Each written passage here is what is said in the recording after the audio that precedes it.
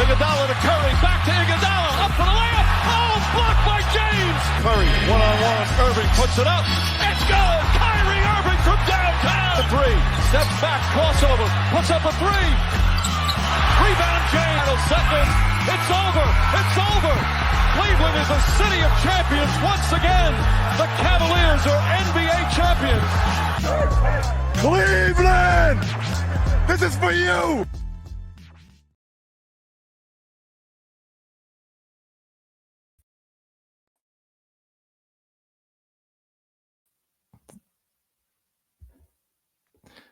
Sorry about that, Cavs fans.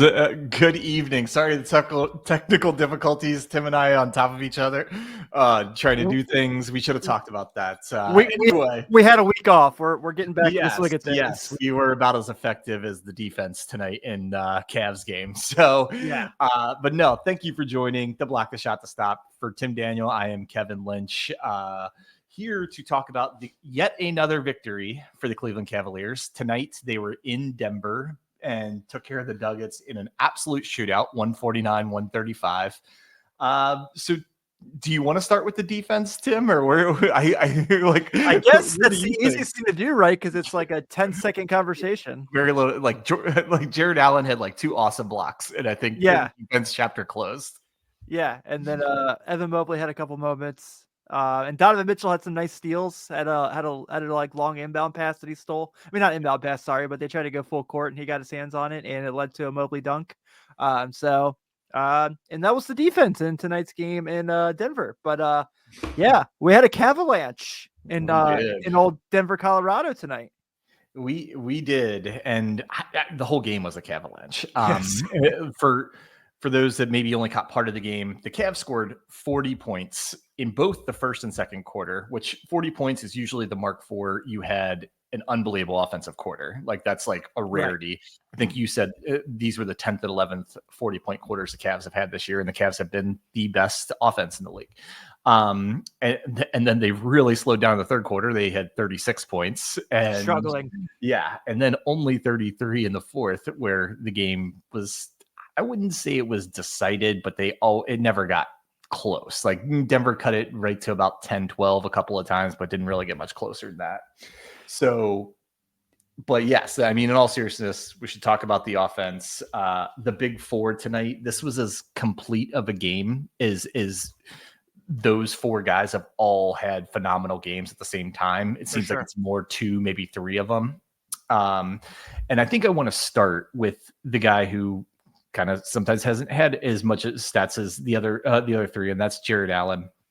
I was telling somebody this during the third quarter. I'm like, Jared Allen has had as good of a game as Nikola Jokic, and it is absolutely impossible for the Denver Nuggets to beat the Cleveland Cavaliers if Jared Allen plays Jokic to a stalemate. Yeah. And I mean, Jokic had a little bit. I mean, their stats are very similar except for assists. You know, Jokic is going to have more assists than any center he plays against. But you combine in, like, Jared Allen was the one pretty effective defender tonight, and how hard he made Jokic work. I mean, Jokic had a fairly, he had a good game, but it didn't feel as impactful as he usually is. And that kind of goes to Jared Allen. I thought of everyone tonight, he was the guy we should start with. Yeah, I thought this was probably Jared Allen's best game of the season, in my opinion. Was thinking the same thing, yeah. And he might have had better statistical games. Mm-hmm. I don't know if he's had much better statistical games than this by any means, but he was tremendous again. Skylar's not here. We're still don't know if he's going to hop on just yet, but he was I'm going to borrow his favorite statistics. Then he was a plus 18, second on the team in plus minus tonight. 22 and 10 with 4 assists. Was really awesome. Was all over the place today. You mentioned, I mean, his assignment tonight was guarding Nikola Jokic, which is the most difficult assignment to be a defender on in the NBA. And he was really good. I mean, I know Jokic had another empty triple double. And which is, kind of his standard for how bad his team is. And I mean, but Jokic had 1 turnover, and that's pretty impressive. Allen's kind of went mano a mano with him. And you mentioned, if he's playing Nikola Jokic to a stalemate, the way that, Allen and Mitchell played tonight, and we'll get to, I know the whole lineup in general, but I don't think anyone can beat these guys when those two are playing the way they did tonight. It would be extremely difficult. I agree with you. Like, the only way someone could beat them is if they can be as effective as the Cavs are offensively when they're really humming. And there's only maybe 2 or 3 teams in the league that could really. Yeah. And the big thing, like, and Jared was a focal point of this, but the Cavs got anything they wanted at the rim. Like, that's the one thing Jokic doesn't do. He doesn't protect the rim. Without Aaron Gordon, he's really the only guy that would protect the rim at all, and it's not really his forte either. They shot 65% on 2-pointers tonight, and I actually thought it was going to be higher before I did the math. And in the third quarter, they not like the Nuggets were so sick of them getting whatever they wanted at the rim, they just started fouling them every time. The Cavs were in the bonus 2.5 minutes into the third quarter because that was the only way the Cavs could keep them from getting labs or wide open threes. So yeah, I mean, we say this a lot, but like, in reality, this was probably as good a game offensively as the Cavs have played this whole year, I think. Yeah, I agree. And I think this was probably really nice too for Jared Allen and Kenny Atkinson. I mentioned my joking manner of their revenge game against the Nets for when Kenny got fired and Jared Allen got benched. They got benched and fired for DeAndre Jordan, who was on the other side of the floor tonight. Right. And so I'm sure that felt pretty good. I'm sure they really liked that vibe. I'm joking. They don't really care about that at this point in their careers. But man, look at this Nuggets roster up and down. And it's amazing they scored 135 points because after Jokic, Murray, and Porter, yowza. I mean, Christian Brown's really good, but this team relies on DeAndre Jordan and Russell Westbrook to play big minutes. Yeah. Did they not learn anything from the 2022 Los Angeles Lakers? I mean, come on, guys. Let's be real here. But man, just like, I'm like watching it. I'm like, okay, DeAndre Jordan's coming. I'm thinking, I'll be honest, I don't watch every Denver Nuggets game. I'm thinking it's like when we put Tristan Thompson in games. No, he plays big minutes. He's in there a lot. Yeah, he's not a victory cigar. No. It's not bigger, like, and I get Aaron Gordon's out, but oh my gosh, it's like, man, he's up there playing big time. And he's guarding Evan Mobley, and I'm like, okay. That's your option, Michael Malone? Sure. We have a comment here from Daniel Miller. It says Nuggets just fired D coordinator Ryan Saunders. Which is really funny. I like that a lot. I do like Ryan Saunders, though. Poor guy. But yeah, man, just not very. I mean, this kind of points more to the greatness of Jokic. I've already been honest. I'm not a huge Jokic fan by any means. I do not deny his greatness. But man, the fact they're scored 135 points with that roster because of him. I mean, this is like 2018 Cavaliers LeBron stuff. Yeah. Who should have got MVP, by the way. It is. And I heard somebody say Jokic almost won a gold medal playing with a bunch of plumbers. That's how good he is. And he is. I still think he's one of the top 2 players in the league with Giannis. But like, even in the NBA, which is such a star-driven league, 1, even 2 stars can't beat a complete team like the Cavs have. And speaking of stars, I was going to pivot to Evan Mobley and Donovan Mitchell, because what I love about this team is how fluid the offense is, how they share the ball, all that kind of stuff. They don't do a your turn, my turn as far as going one-on-one, but they kind of did a your turn, my turn for being the focal point of the offense tonight. Like, Mitchell had 25 in the first half, and he was just dominant. Mobley only had 7. Then sure enough, Mobley comes out, and I think he had like 19 in the second half and was everywhere, especially in the third quarter. So it's not the kind of hard to watch one-on-one offense that sometimes happens when you have multiple star players, all-star players, level players on your team, but they do kind of rotate being the focal point of the offense. And they did that tonight, and with equal high level effectiveness. Yeah, and you're also not even mentioning the fact that Darius Garland really wasn't one of the big focal points and had a really good game tonight still. Yeah. Wasn't a great three-point shooting night for him, but overall was a solid game. But yeah, man, you're absolutely right. So Mobley had 7 points of the 80 in the first half, and in the third quarter just took over the game. And not just driving to the rim and getting dunks and being in the dunker spot. I mean, was 4-6 from three tonight, by the way. 41% from three on the year for Evan Mobley. Yeah. Yeah. So and with the attempts starting to tick up too, it was as the percentage started getting better, the attempts were still low. He was still at like 1.5 a game, but now the attempts are ticking up and the percentage is staying consistent. So it's starting to become more real than a hot streak. So, and he looks super confident shooting them, especially corner threes. I think corner threes are his forte, like a lot of guys in the NBA. And him adding that elements with his just athleticism, his improved ball handling. I saw something today where, as far as win shares, several other of the advanced stats, Evan Mobley is basically the second most effective power forward in the NBA, behind only Giannis. And like his rating, and it's a clear, like there's actually Giannis, big drop off to Mobley, and then a big drop off to like 3rd through 8th, where guys are clumped together. So like, I know that basketball is kind of a little bit more positionless, and you can argue is like LeBron a power forward or small forward, is like, AD, point guard. Yeah.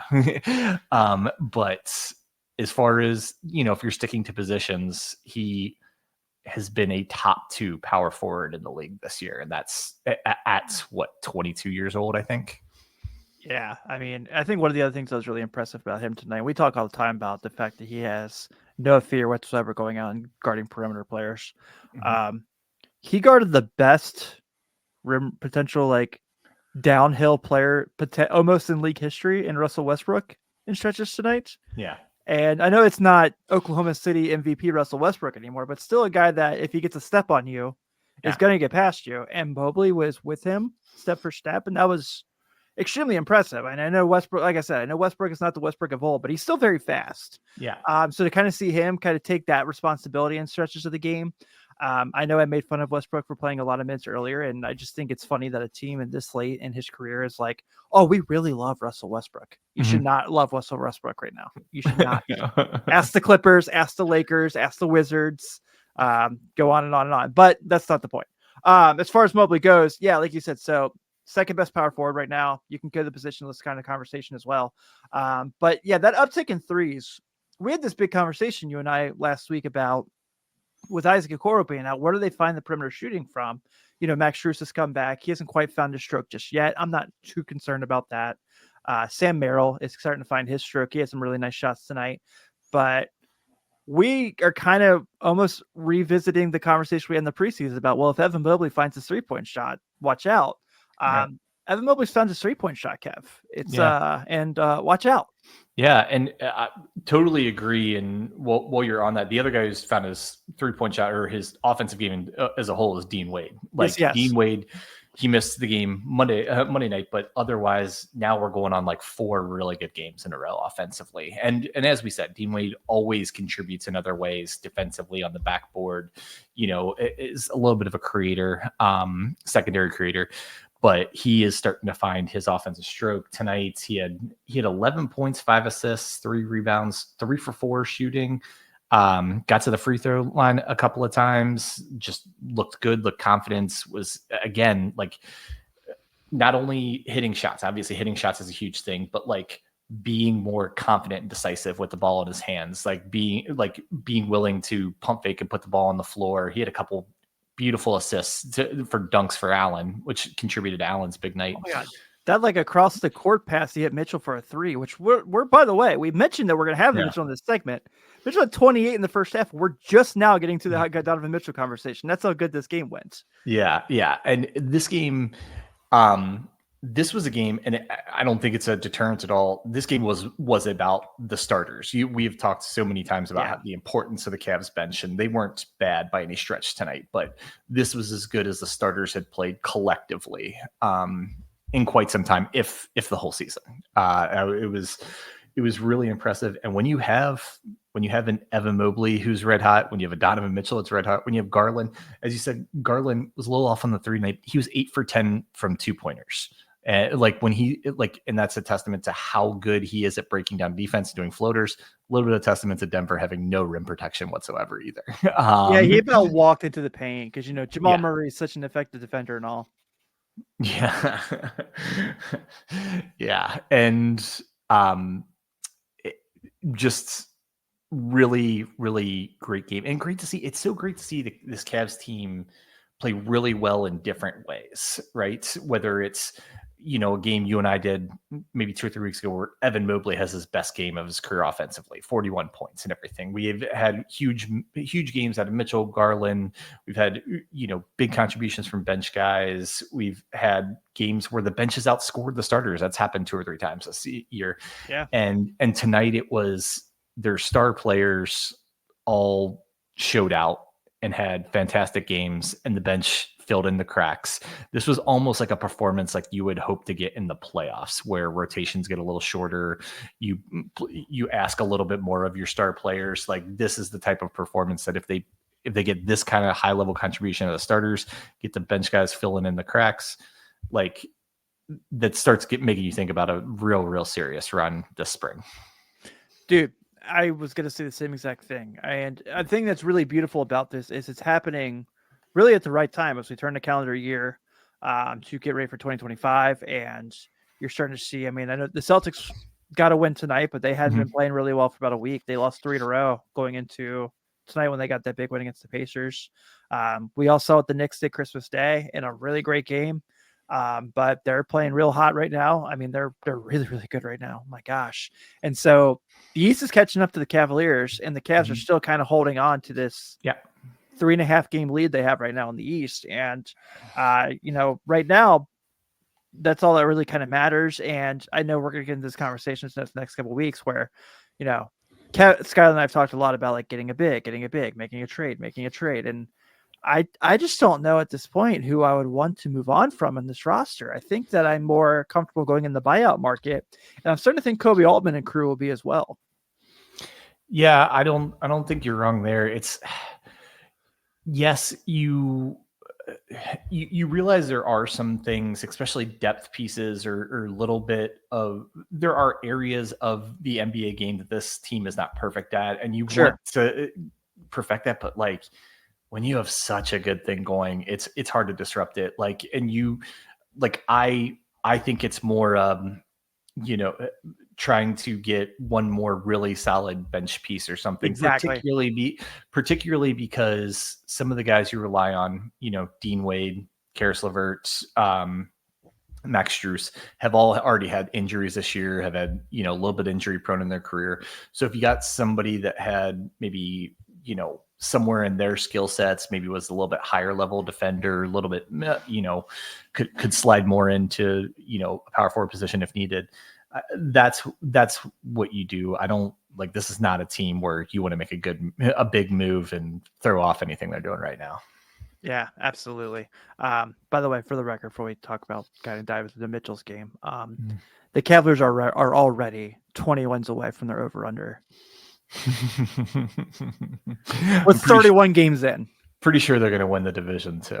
Yeah, that was a good one for you. That was a really nice wager. That's a pretty safe bets.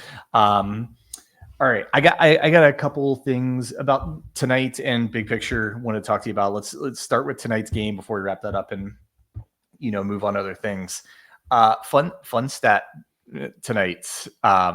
Tim, you have journalism. The Cavs scored 116 points in the first 3 quarters. Where do you think that would rank as a full game average for an NBA team? I'm going to say top 5. It's 9th.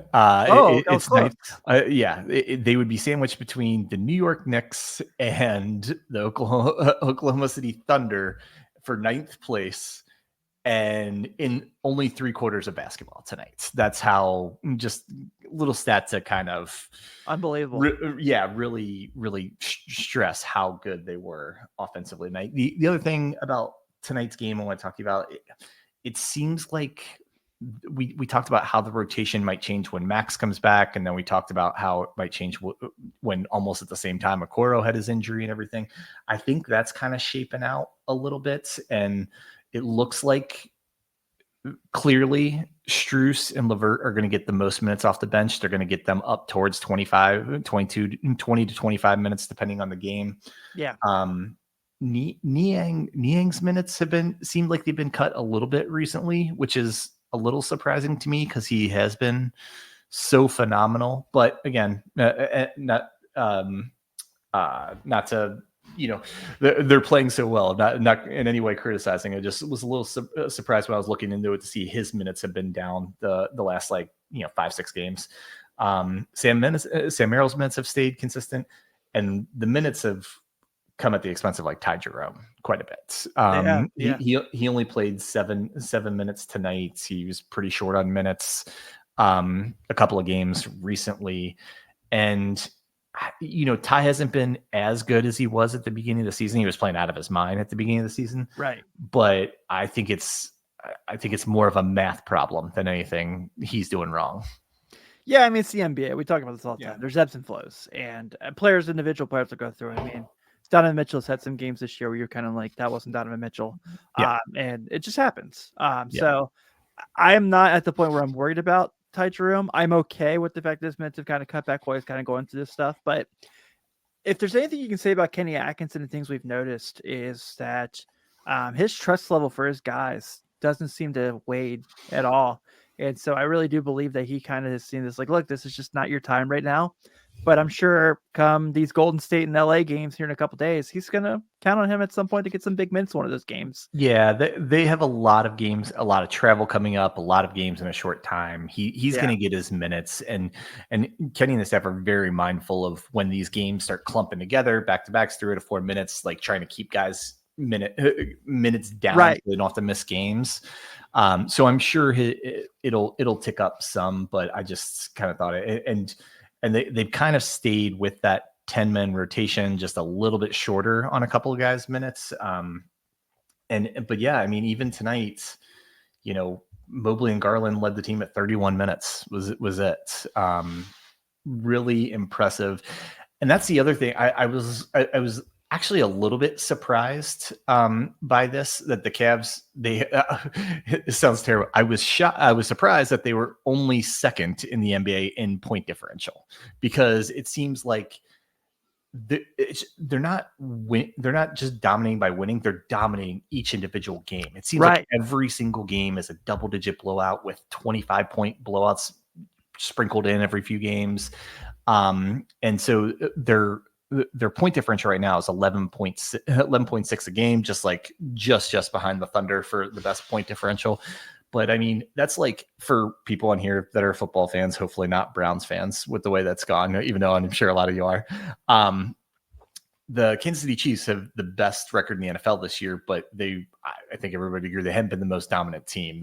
They've kind of found a way to win more than they've dominated games. This Cavs team isn't finding ways to win. They're just dominating games from the outset. And it's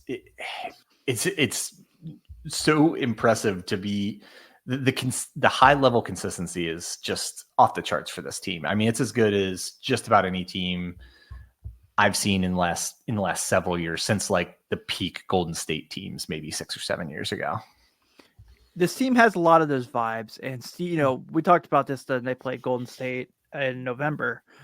Steve Kerr really compared this current Cavaliers team to when he took over from Mark Jackson with Golden State, just having that young core that came together and were ready to kind of take the next step.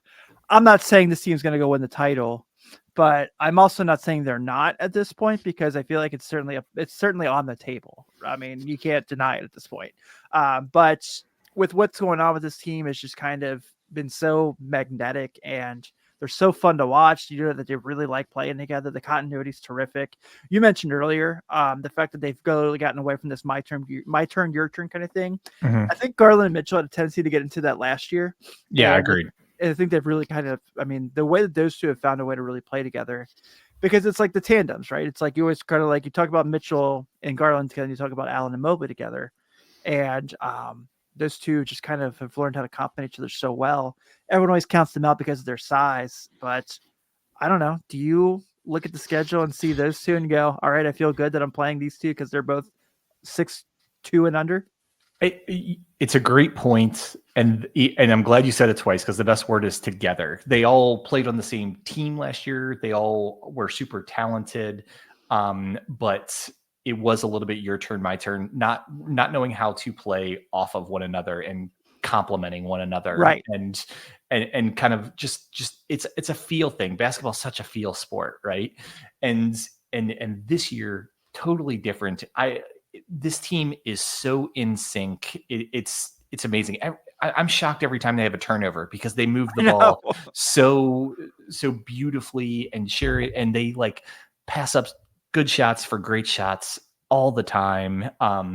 They do the very NBA thing of like being at the rim and kicking out for a three, which drives me nuts still. But otherwise, it really is. If you like modern, 2024, 2025 basketball, this Cavs team is as good as it gets. Yeah, for sure. So only 11 turnovers tonight, which my time being around Sean Miller for a couple of years, he just all the time talked about if you have 11 or less, you're more than likely going to win your games. And they kind of always stuck with me, and I always appreciated. I know we got to get to the Golden State game. We've did it like 4 or 5 times. But Donovan Mitchell tonight, just overall, just another unbelievable game. 33, 5 and 6, 6 to 12 and 3. Just, we've said the things already. All NBA, check. All-Star, check. Should be in the MVP conversation. I think that's a check. Just another awesome performance. And a game where, like you mentioned, he was so good in the first half, and Evan Mobley took over the third quarter that he could kind of take a little bit of a breather from being scorching hot in the first half. So, just such a fun player to watch when he gets on these rolls. Yeah, no, absolutely. I mean, he is the consummate. It depends on what is your idea of MVP. If your idea of MVP is best stats, he's not going to win. He has great stats, but he doesn't have the best, right?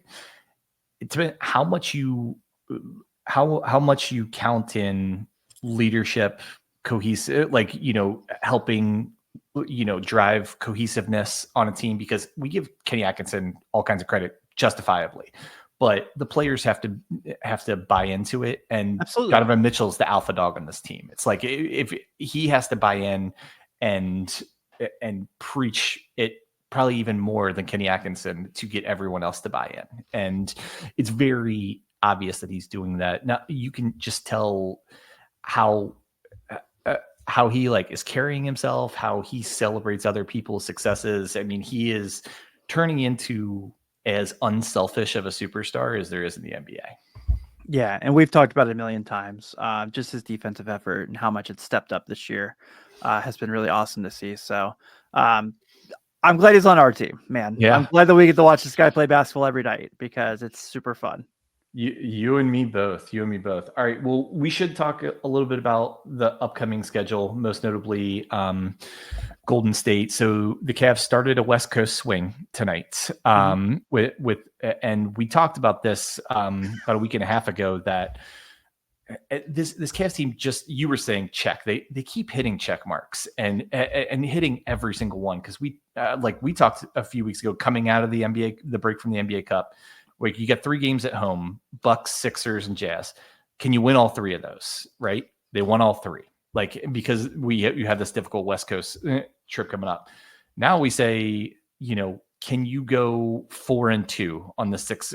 Because we understand it's hard to travel that much, to play really good teams, to play back-to-backs when you're on the road and you're playing a game, then you're getting immediately on an airplane, and then before you know it, you're playing another game. Can you go 4-2? Now they've won the first on this trip, and the Mavericks aren't going to have Luka when they play him next week. And so the Lakers might not have Davis. Now you start thinking, like, are we just going to do another win streak? I mean, well, we are doing. This is what, 6 in a row, I think. 6 in a row, yeah. Yeah. So I don't know. Maybe we should stop putting ceilings on this Cavs team. And I was guilty of it too. So like, I couldn't agree more. Couldn't agree more, man. Let's just sit back and enjoy it and not say like, I hope they accomplish this. I'm just going to sit back and see what they can do from now on and not try and put expectations or limitations on it. Yeah, I think the thing that really jumps out the most when you talk about, we you've kind of referenced it a little bit, but to kind of dig deeper into the point is, you look at all these teams they're playing on this West Coast stretch. So Denver tonight, they need Nikola Jokic to win just about every game for them. Mm-hmm. They go to Golden State on Monday, who, I mean, almost had one Christmas Day. That game was incredible, but they need Steph Curry to win them games. I mean, Buddy Hield has become almost unplayable from how good he was to start the year. You look at the Lakers, obviously we know what that is. It's, especially, we don't know what's going to go happen with Davis. He says he's going to play against the Kings on Saturday. But we've seen these before many times from Anthony Davis, where he says I'm fine and he just doesn't play. So it's like, okay, I need LeBron to go win me this game. Though they are playing really well of late. I think we 1,000% have to reference that before we get to that game on New Year's Eve. And then Dallas, it's okay. They need Kyrie. Where the difference is, my point I'm making is, all these teams look at one guy to win them these games each and every night. Where Cleveland, the thing that's really been so beautiful about this team, and the biggest point, the point we're making about this team on a night-to-night basis is, Donovan Mitchell can have a night like the second half tonight, and you guys can still win big games because he just doesn't do as much. Where all those other teams, it's you focus on one guy and have everyone else beat you. Yeah. Well, maybe the Lakers are a little less that rule, maybe a little more the exception to the rule there, because Austin Reeves has been really good of late. Mm-hmm. But you get what I'm saying. Yeah, I do. I absolutely do. And I wanted to, before we go, let's hone in on this Golden State game. I mean, Golden State, they played earlier in the year. Cavs dominated them. I remember that was a really fun game. 83 points in the first half. Yeah, that was right as the win streak to start the season was coming real. I want to say it was like the 8th win or something around there, right? And so I think the Warriors now are the closest reflection of the Cavs team, just not as good, right? I agree. Like it's totally kind of wild to say. Like, they're kind of similar teams. They're trying to build their teams in a similar way, but the Cavs are just much better. Golden State's an incredibly difficult place to play. You're playing against the greatest shooter in NBA history. He could just have a night. But this is a game like the Cavs should win, or like, I would say, have a great opportunity to win. They're the better team. And if they can fight through, the traveling, any fatigue. Mitchell did turn his ankle tonight. He continued in the game, but hopefully that's not something where it swells up afterward and, has to manage that. But I think the Golden State game, it's one of the teams I just look forward to the Cavs playing, because I think you said it earlier, Cavs are modeled after those Golden State teams like a few years back. And I think it'd be a fun matchup. I expect close to as many points as there was tonight. Yeah, I'm genuinely curious when they're getting to San Francisco, because they have 3. They don't play till Monday. Yeah. So I wonder if they're going to go ahead and get in there to leave tonight, and then just kind of get it going. But hey, look who's joining us here. Well, hey, pal. Hey, sorry guys. Hey, sorry about that. It's all good, man. It's all good. We're just getting ready to talk the Warriors game. So perfect. Yeah. So yeah, they've just had this big drop off, man. Like you said, Kev, they kind of got really hot to start the year, and then they've really kind of come back down to earth. They are a rumored Jimmy Butler team. I don't think he really makes a lot of sense for what they want to do right now. I do love them getting Dennis Schroeder. I know we've talked about that already, but I don't necessarily feel like I look at this team and think like that I'm going to be too worried about Cleveland going there, especially with, you mentioned the Mitchell thing. They're off for 3 nights. So, you can get to San Francisco Saturday morning and just chill and just kind of rest and have a shoot around on Sunday. And have a practice on Sunday, shoot around on Monday, and be ready to go. Well, yeah. And one common theme between Denver tonight and then Golden State on Monday, neither team has rim protection, right? Nope, none. So we could see a lot more of those beautiful, Garland floaters, the Mitchell move. it's not like I've never seen a guy do it. I've never seen a guy do it exactly like this, where he's coming down the right side into the lane, and then like does the jump stop where he brings the ball like over the defender's head and then shoots like a floater off the wrong foot. It's he's awesome, man. It's like beautiful and awkward at the same time. And yeah, I could expect to see a lot more of that and to continue taking advantage, being aggressive against when you're going up against these teams that like frankly can't protect the paint. Yeah, I want to say real quick before we get Skylar's take on that game as well. So I know Kevin and I have joked a lot about NBA player podcasts and how we're 50-50 on them. Draymond Green's is not one I'm really in love with by any means, but I do really like. There was after they played Cleveland earlier in the year, Draymond and Baron Davis, who Baron Davis is his co-host, which is incredibly cool. I do think that's neat. They were talking a lot about the Cavs, and they kind of said like, yeah, I still think the Celtics are better, but oh my God, this Cavs team. And Draymond said the same thing we've been saying a million times now. It's like, it reminds me of us when we came together. And so I thought that was pretty cool that, the things we're saying, everyone else is starting to say too. Dude, I'm glad you brought this up because I almost forgot. And because I wanted to throw this out. Do you all know that Georges Niang has a podcast? Yes. And nope. He has a podcast called The Bench Seat with the Grill guy, who of social media fame, has a very funny account. I'm not a big follow content creator person, but he's one that I find very funny. And it is about the most random podcast in basketball that I've run into, and it fits because Georges Niang is a completely random player. Yes, and so, but shout out the Bench Seat and Georges Niang, Cavs fans. If you are like me, I cover the Cavs with these guys and didn't know Georges Niang had a podcast. So, give him a listen. He's actually really, really insightful to listen to. I just love that him and Tristan Thompson share a post-game talk segment every game.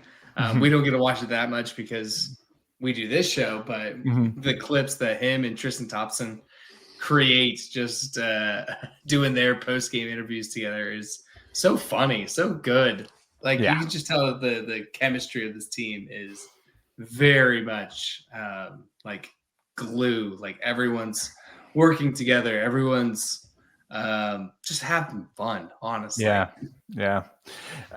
We couldn't agree more. I mean, I know we've talked about that, but it's, and I don't want it to come out the wrong way, but it is kind of it's unusual for an NBA team to have this kind of cohesiveness and energy and everything like that. NBA is a grind, and there's a lot of teams where a lot of games they're just trying to get through it and stack wins and take it a more business-like approach. And the Cavs certainly do the business part, but they do the fun part too, as Skylar said. And it just makes for just an incredibly fun team to follow. Yeah, absolutely. It's been a blast, man. Yeah, for sure. So with that, we can wrap up some scheduling notes. We're going to get back to doing NBA Weekly next week. I actually think we're going to drop that one on Monday. We're going to have a ton of content next week because they have Golden State on Monday, Lakers on Tuesday, and those games are super late. And so we've made the group decision to actually do the podcast the next morning for those couple. We're dads. Yes, we're dads. It's the Lakers game is on New Year's Eve at 9 p.m. So stupid. Yeah, so stupid. It's dumb. So slightly different. We'll still get you all the content, just slightly different delivery for the next week or so. So with that, we'll go ahead and wrap up in another amazing victory from the Cavs tonight. Before I go, I actually want to say one thing. I saw an old friend today who is a huge Cleveland Cavaliers fan, Dr. Jordan Tassi. He got to work with him. We worked together years back and got to see him for the first time in a while. And having not seen him in a while, he caught wind of the podcast and told me he'd been, checking us out and really enjoying it. And so wanted to shout out JT and say it was really good to see you and glad that you're a fan. So with that, we'll wrap up. For Skylar Webker, for Tim Daniel, I am Kevin Lynch. Thanks for tuning in. Go Cavs.